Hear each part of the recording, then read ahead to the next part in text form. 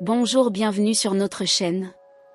Aujourd'hui nous allons vous parler d'un poison qui nous détruit totalement dans tous les plans de la vie. L'orgueil. Ce piège invisible qui vous détruit. Comment en sortir? L'orgueil précède la chute. Imaginez, vous êtes au sommet. Vous vous sentez invincible, supérieur, jusqu'au jour où tout s'écroule. L'orgueil n'est pas juste un défaut, c'est un poison et une prison. Aujourd'hui, on explore ensemble ces pièges cachés et comment s'en libérer. Restez jusqu'à la fin, ça pourrait changer votre vie. Les dangers de l'orgueil. L'orgueil, c'est croire qu'on a besoin de personne. Mais derrière cette armure, il y a 1. L'isolement. Quand on méprise les autres, ils finissent par partir. 2. L'aveuglement. Refuser les conseils, c'est se condamner à répéter les mêmes erreurs. 3. L'autosabotage.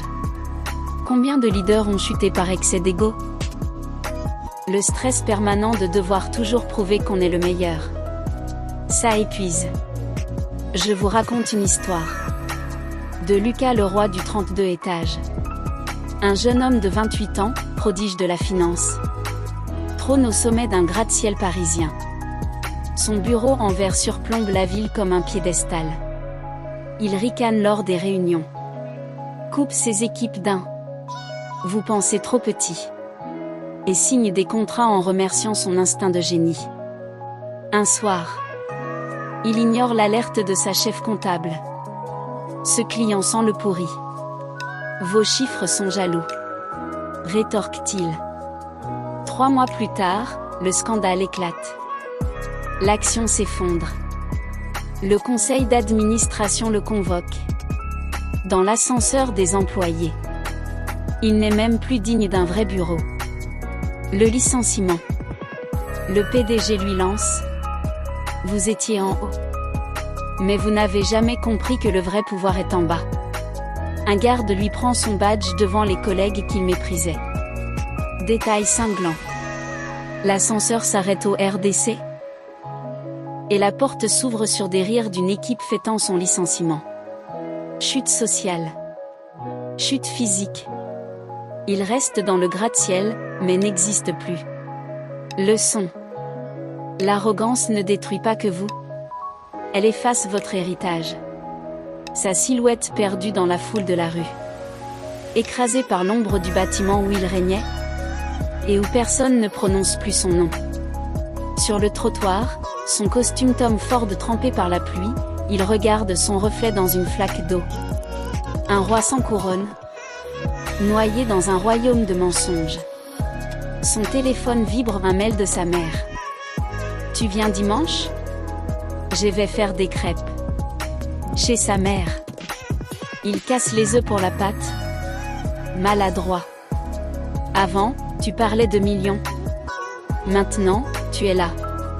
Murmure-t-elle. Il pleure dans la pâte. Détail. La première crêpe brûle. Comme ses anciennes décisions. Il réalise alors que son empire tenait en 3 mots, qu'il n'a jamais prononcés.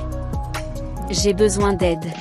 Mais les empires bâtis sur l'ego ont des fondations en sucre.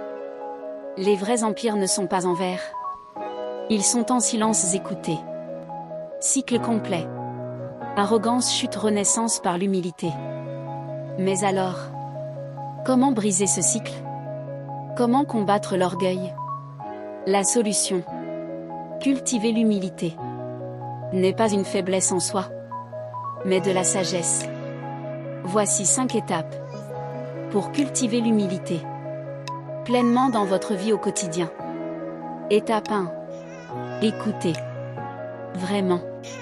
Sans préparer votre réponse. Étape 2.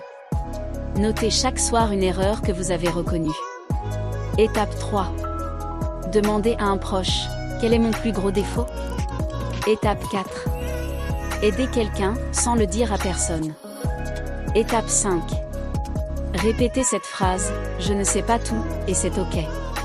En conclusion, L'humilité n'est pas de se croire inférieur, mais de se libérer du besoin de se croire supérieur. Lâchez le besoin de contrôler, de briller, d'avoir raison. Et ce qui restera? La paix, les vraies connexions, la liberté. Alors, prêt à essayer? Si cette vidéo vous a parlé, likez, partagez, et dites-moi en commentaire. Quel est le moment où votre orgueil vous a joué des tours? La chute est plus rapide que l'ascension. Lâchez un like si cette phrase vous a glacé. Abonnez-vous pour ne rien rater, et à la prochaine.